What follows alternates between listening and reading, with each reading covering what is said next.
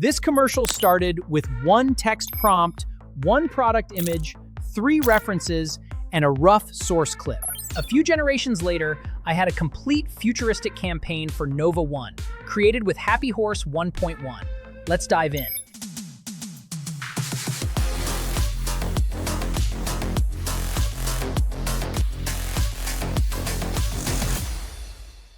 HappyHorse 1.1 is a multimodal AI video platform for commercials, e-commerce, social content, and short-form storytelling. The workflow happens inside one main generation panel, where you can enter a prompt, upload images or video, choose settings, and generate the result. For this test, I created Nova 1, a premium pair of over-ear smart headphones with a dark metallic body and a yellow light ring. The campaign also features Bolt, a small robot mascot in a gray hoodie, and a futuristic laboratory as the main location. First, I tested text-only generation. There is no separate text-to-video button in this interface, so I used image-to-video without uploading an image. I entered only a prompt describing the subject, action, scene, camera, style, and audio. The prompt described Nova 1 assembling from precision-engineered parts inside a bright AI laboratory, with a cinematic push-in, commercial lighting, mechanical clicks, and an electronic rise. Here is the raw result. Because I provided no image, HappyHorse 1.1 had to invent the product and environment from scratch. This makes text-only generation useful for fast concept development, but the exact product design is still open to interpretation. Next, I moved to image-to-video and uploaded the approved Nova 1 image as the first frame. This time, HappyHorse 1.1 already had the exact shape, headband, ear cups, materials, branding, and yellow ring as a visual anchor. I asked for a controlled half-orbit, a subtle push-in, realistic reflections, and a gradual activation of the light ring. I also told the model not to redesign the headphones or add extra parts. The result is much closer to a finished commercial asset. The uploaded image protects the product identity, while HappyHorse 1.1 adds movement, depth, lighting, and atmosphere. Then I tested reference to video. This mode supports up to 9 reference images. For this campaign, I used 3.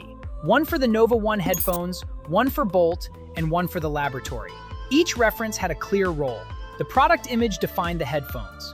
Bolt's image defined his body, screen face, blue eyes, hoodie, shorts, and shoes. The laboratory image defined the architecture, metallic surfaces, workstations, lighting, and central platform.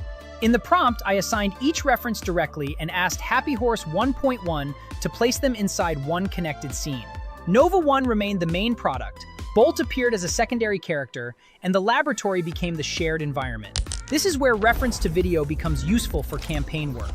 Instead of describing the same product, character, and location from zero every time, you can upload approved visual anchors and tell HappyHorse 1.1 how they should interact. The final stage was video editing.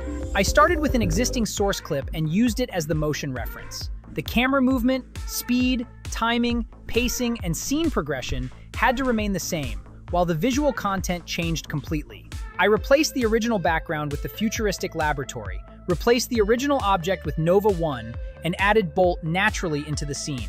The goal was to create a new commercial while preserving the structure of the source video.